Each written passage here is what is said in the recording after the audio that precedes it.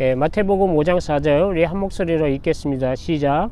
애통하는 자 복이 있나니 그들이 위로를 받을 것이요. 오늘은 울어야 될 때 울라 라는 제목으로 함께 은혜를 나누도록 하겠습니다. 하나님 앞에서 흘리는 눈물이 많은 성도는 겉으로 보기에는 약해 보이지만 그 영이 맑고 건강하고 아주 강합니다. 시도 때도 없이 눈물을 흘리는 것은 그렇게 좋아 보이지 않지만 우리는 울어야 될 때 정말 울 수 있는 사람이 되어야 합니다. 주님께서도 그 애통함이 없고 눈물이 없는 이 세대를 바라보시면서 이 세대를 무엇에 비유할까 하시면서 애통이 없는 눈물이 없는 그 사람들을 책망하시는 장면이 나옵니다. 누가복음 7장 32절에 보면 비유하건대 아이들이 장터에 앉아 서로 불러 이르되 우리가 너희를 향하여 피리를 불어도 너희가 춤을 추지 않고 우리가 곡을 하여도 너희가 울지 아니하였도다 함과 같으니라. 예수님이 이 세대 애통함이 없고 눈물이 없는 이 세대에 대해서 이렇게 비유로 말씀을 주고 계십니다. 지금도 하나님은 살아계셔서 불꽃 같은 눈동자로 우리를 지켜보고 계시며 약속하신 그 메시아가 오셨습니다. 하나님의 아들이 이 땅에 임했습니다.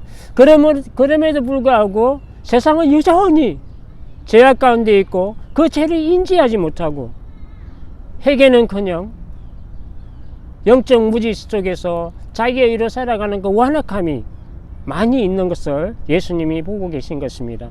하나님을 두려워하지 않는 것이 교만한 마음이요 심판이요 죽음입니다. 성도들이 이 땅의 성도들이 나 자신과 나의 가족과 지금 혼란스러운 교회와 어지러운 이 세상을 바라보면서 상한 마음이 없고 그들을 위해서 눈물을 흘리지 않는 그 눈물이 마름으로 말미암아 교회는 생명을 잃어가고 성도들도 빛과 소금의 생명력을 잃어가는 것을 우리가 볼 수가 있습니다. 그러므로 믿지 않는 세상은 더욱더 어두워지는 것이 당연합니다. 여러분 제발 우리 입에 재갈을 물렸어야 합니다. 그리고 마음의 허리를 동이고 근신하고 나 자신과 가족과 그리고 이웃과 이 세상 사람들을 가슴에 품고 정말 기도할 수 있는 우리가 되어야 합니다. 정말 이 상황들을 애통해 할 수 있는 그런 우리가 되어야 합니다. 장차 하나님께서 우리에게 베푸실 그 은혜를 바라보면서 하나님 앞에 회개와 통곡의 눈물로 나아가야 합니다. 이것이 우리 교회가 사는 것이고 나의 영이 사는 것이고 그리고 이 세상이 사는 길입니다. 부정과 불의와 그 죄로 이제는 죽었구나, 이제는 끝이 났구나, 나에게는 소망이 없구나, 절망적인 그 상태에서 하나님의 구원이 시작된다는 것을 잊지 말아야 합니다. 하나님의 성령의 역사는 지금까지 성령의 역사는 정말 죄로 가득하여 죽어야 하는 그때에 부르짖고 통곡하고 기도할 때 하나님의 성령의 역사가 일어났습니다. 상한 마음으로 통회자복하며 하나님의 긍휼을 구하고 하나님의 얼굴을 구하는 그에게 하나님의 은총이 내려지게 되어 있습니다. 그때가 우리가 정말 그 힘들고 어려운 그때가 하나님의 은혜의 때요 구원의 때임을 우리가 알아야 합니다. 고린도후서 6장 2절에 말씀하십니다. 이르시되 내가 은혜 베풀 때에 너에게 듣고 구원의 날에 너를 도왔다 하셨으니 보라 지금은 은혜 받을 만한 때요 보라 지금은 구원의 날이로다. 에스겔이 본 환상은 무엇입니까? 골짜기에 하나님의 사자가 데리고 가서 보여주십니다. 정말 말라서 심히 말라서 보기 흉측한 그 마른 뼈들이 사방에 가득합니다.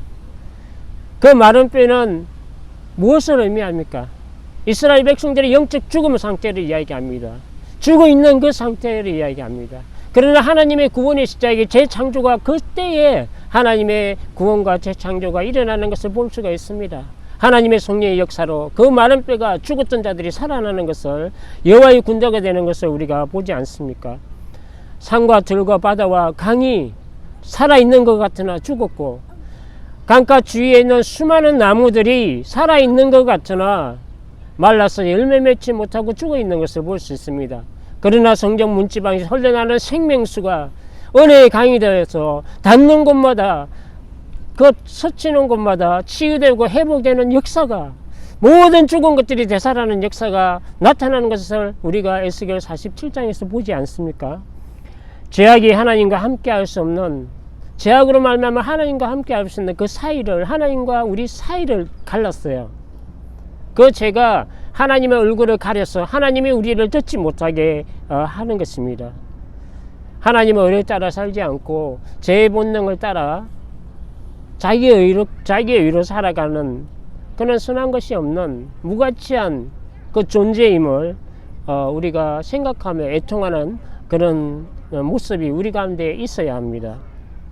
그리고 돌이켜서 통해 자복하며 하나님 앞에 나와서 하나님의 은총을 구해야 합니다. 하나님의 은혜와 그 놀라신 자비는 이렇게 애통하는 자에게 내려지게 되어 있습니다. 하나님의 뜻은 그의 아들 예수 그리스도를 통해서 잃어버린 죽어가는 자기 백성들을 구원하는 것이고, 그리고 믿는 자에게 영생을 얻도록 하는 것이 하나님의 뜻입니다. 주님께서는 우리에게 요구하시는 것이 바로 그 자신이 가지고 있는 죄에 절망하고, 그리고 깊은 그 심령 깊이 속에서부터 나오는 그 탄식과 애통함의 눈물을 원하십니다. 세리와 같이 정말 지연죄가 너무 많아서 하늘을 우러러보지 못하고 가슴을 치며 애통해하며 주여 나를 긍휼히 여기소서 나는 죄인이로소이다, 이렇게 애통하는 자에게 하나님의 위로와 그 안식이 내려지는 것을 우리가 봅니다. 바세바와 동침하는 죄를 범하고 시편 51편을 기록하게 됩니다. 그 시편 51편에서 하나님이 원하시는, 죄인들에게 원하시는 그 제사가 무엇인지를 구체적으로 우리에게 말씀을 하고 있습니다. 하나님께서 제사를 기뻐하지 아니하시나니 그렇지 아니하면 내가 들었을 것이라. 주는 번제를 기뻐하지 아니하시나이다. 하나님께서 구하시는 제사는 상한 심령이라. 하나님이여 상하고 동의하는 마음을 주께서 멸시하지 아니하시리라. 하나님께서는 예배를 기뻐하세요. 왜 기뻐하지 않으십니까? 예배를 기뻐하시고 우리에게 은혜를 주시고 축복하기를 원하시는 게 하나님의 마음이에요. 그러나 하나님이 영혼이 없이 그 형식적인 그 예배 자체를 하나님 받으시지 않으시는 거예요. 죄에 대한 상한 심령이 있고 죄에 대한 고백이 있고 눈물이 있는 그 사람의 심령과 그 사람을 받으시는 거예요. 먼저 그런 예배가 있을 때 하나님은 받으세요. 그리고 축복하시고 은혜를 내려주십니다. 하나님께서 구하시는 그 예배와 제사는 상한 심령이요, 그리고 상하고 애통하는 그 마음을 가진 자의 예배인 것입니다. 성도라면 누구나, 우리는 누구나 다 예수 그리스도를 만나서 우리가 죄를 회개하고 주님의 영접함으로 놀라신 구원의 은혜에 감격하며 눈물을 다 흘렸잖아요. 구원받은 성도라면, 그런 구원받은 성도라 할지라도, 우리가 이제 구원받은 이후의 삶이라 할지라도 늘 나 자신에 대한 탄식과 애통이 있어야 합니다. 그러면서 매일 항상 하나님 앞에 나아가는 시간을 놓치지 말아야 합니다. 바울 사도는 오라 나는 공고한 자로다. 이 사망의 몸에서 누가 나를 건져낼까? 사도 바울은 우리 역사상 가장 위대한 사도 중에 한 분으로 우리가 존경합니다. 그분도 날마다 자기 안에 있는 죄악으로 말미암아 늘 탄식하고 하나님 앞 나와서 누가 이 사망의 몸에서 나를 구원할꼬, 이렇게 고백하며 하나님 앞에 울부짖던 것을 우리가 볼 수가 있습니다. 사도 바울이 겪는 그 고통도 우리 성도들이 또 당연히 같이 겪는 똑같은 자연스러운 현상입니다. 그러나 성숙하지 못한 성도들이 지나치는 것이죠. 바울은 자신이 겪는 자신에 대한 탄식과 애통을 가지고 하나님께 부르짖음으로 말미암아 다시 한번 예수 그리스도의 그 구원의 은혜가 얼마나 놀라운지를 알게 되고 그 사랑이 지닌 깊이와 높이와 넓이를 절감하게 되는 거예요. 와, 나 같은 죄인을 이렇게 하나님이 사랑하시고 나를 구원하셨구나 하는 이것을 절감하면서 겸손하게 순종하며 하루하루 살아갈 수 있는 힘을 얻게 되는 것입니다. 이 구절을 가지고 존 스타트 목사님은 이렇게 말했습니다. 자기의 의로 살아가는 불신자들은 자신이 얼마나 비참한 피조물인지 인식하지 못한다는 것입니다. 자기의 의로만 살아가는 그 불신자들은 자기가 얼마나 비참한 피조물인지 인식하지 못한다. 죄를 인식하지 못하고 창조주 하나님을 인식하지 못하는 것이에요. 그리고 두 번째로는 성숙되지 못한 자, 성숙되지 못한 성도, 성숙하지 못한 성도는 자기 확신으로 특징 지어지며 구원할 자에게 구하지 않는다. 이 말은 뭐냐면 그것이에요. 나는 이제 구원받았으니까 뭐 예배 드리면 되지 하면서 그렇게 신앙생활을 하는 거예요. 다만 성숙된 성도만이 자기 해모와 자기 절망의 상태에 이르게 되며 자기 육신에 선한 것이 조금도 거하지 않는 사실을 뚜렷하게 인식한다. 이게 바울의 모습이에요. 우리 성숙한 성도들의 모습이 되어야 합니다. 이 사람은 자기 공감을 가지고 구원할 자에게 엎드려서 그 믿음으로 구원을 구한다고 호소한다고 목사님이 이야기합니다. 이 탄식은, 바울의 탄식은 거듭나지 못한 자의 탄식이 아니라 정말 그리스도의 은혜로 거듭난 자의 탄식이라는 것을 호소하고 있습니다. 성숙한 성도들에게 당연히 나타나는 그러한 모습이어야 한다는 것입니다. 세상을 허랑방탕하게 살다가 모든 것을 다 잊어먹고 이제는 마음을 돌이켜서 아버지의 품으로 돌아온 탕자의 그 모습으로 우리가 하나님 앞에 얼마나 언제 울었습니까? 제가 가득한 자신을 인지하고 선한 것이 없고 무가치하고 참 악한 나 자신을 인지하고 알고 하나님의 그 은혜와 자비를 구하며 통곡하며 얼마나 우리는 울고 계십니까?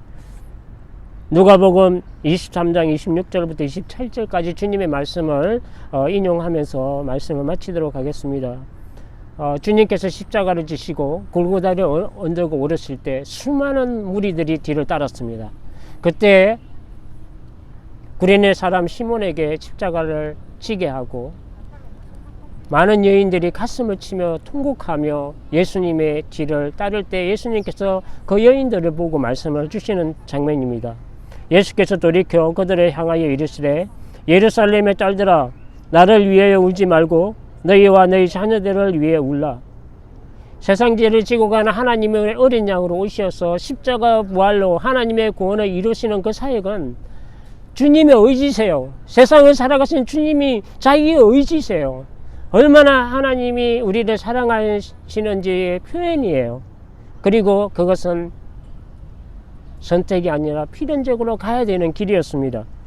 그렇기 때문에 눈물과 애통함의 그 대상이 주님이 아니세요. 그 애통함과 눈물과 통곡하고 흘려야 될 대상은 그럼에도 불구하고 아직도 죄 가운데 있고 죄를 인지하지 못하고 죽음의 끝으로 달려가는 그 사람들과 가족과 이웃과 온 세상 사람들을 위해서 우리가 애통의 눈물을 흘려야 된다는 것을 예수님께서 말씀을 주고 계십니다. 주님께서는 나를 위해 울지 말고 지금도 죽음의 배가난 끝으로 달려가는 너와 너의 가족과 이웃과 세상 사람들을 위해서 울라 하시는 것입니다. 애통하는 자가 받는 복은 위로입니다. 위로. 주님께서 친히 우리의 목자가 되셔서 생명샘으로 우리를 인도하시고 하나님이 우리의 눈에서 흘리는 그 모든 눈물을 닦아주시는 것입니다. 하나님께서 우리를 인도하시되 그 애통함과 슬픔과 아픔과 고통이 없는 그 참된 안식으로 우리를 인도하실 것입니다. 이것이 애통하는 자가 받는 복이 바로 위로인 것입니다. 여러분 지금 시대는 입을 닫을 때입니다. 다만 그 모든 것을 가지고 하나님께 엎드려야 할 때입니다. 우리는 울어야 할 때를 많이 지나왔고 또 지금도 지나고 앞으로도 우리가 맞이할 것입니다. 지금 우리가 울어야 할 때라고 생각하시면 하나님께 엎드려야 합니다. 하나님의 은혜와 그 자비를 구하며 애통하는 심령을 가지고 엎드려서 눈물로 호소할 때 하나님의 놀라신 그 구원의 은혜와 은총이 넘치시기를 주님의 이름으로 축복합니다. 기도하겠습니다. 하나님 감사합니다. 우리 마음 가운데 애송하는 마음을 주시고 나의 죄를 위하여 나의 죄를 인하여 애통하게 하시고 나의 가족의 불신앙을 통하여 애통하게 하시고 우리 이웃과 이 세상 사람 고통당하는 많은 영혼들을 위하여 애통하게 눈물로 기도하시는 우리가 되기를 원합니다. 참으로 지금의 때는 우리의 입을 닫게 하시고 우리 입에 재갈을 물리게 하시고 참으로 마음의 허리를 종이게 하시고 근신하며 참으로 하나님 원하시는 게 무엇인지 왜 우리가 마음껏 예배하게 못하게 하시는지 우리가 들어보게 하시고 무릎 꿇고 하나님께 눈물로 호소하는 우리가 되기를 원합니다. 교회는 쓰러져가고 죽어가고 변해가는 이 세상 소망이 없는 것 같지만 그때 하나님의 구원의 시작이 되고 심령의 부흥의 역사가 우리가 다 끝이 났다고 할 때 하나님은 시작하십니다. 하나님 참으로 우리 심령 가운데 하나님 앞에 엎드릴 수 있는 겸손한 마음 주시고 애통하는 마음 주시고 하나님 앞에 참으로 우려할 때 울 수 있는 우리의 가족과 친구들과 이웃과 이 세상을 가슴에 품고 아버지 한국과 미국과 온 세계를 가슴에 품고 이런 자연재해 속에서 코로나 사태 속에서 얼마나 고통받고 얼마나 자유를 잃어버리고 그리고 경제적인 어려운 가운데서 여러 가지 속정이 없고 참으로 불편한 가운데 살아갑니다. 하나님의 어렵고 힘든 그 사정들을 주님께서 아십니다. 우리가 이 모든 것들을 가지고 하나님께 기도할 수 있는 참된 크리스찬이 될 수 있도록 아버지 축복하여 주시옵소서. 감사하며 예수님의 이름으로 기도합니다. 아멘. 네, 알겠습니다.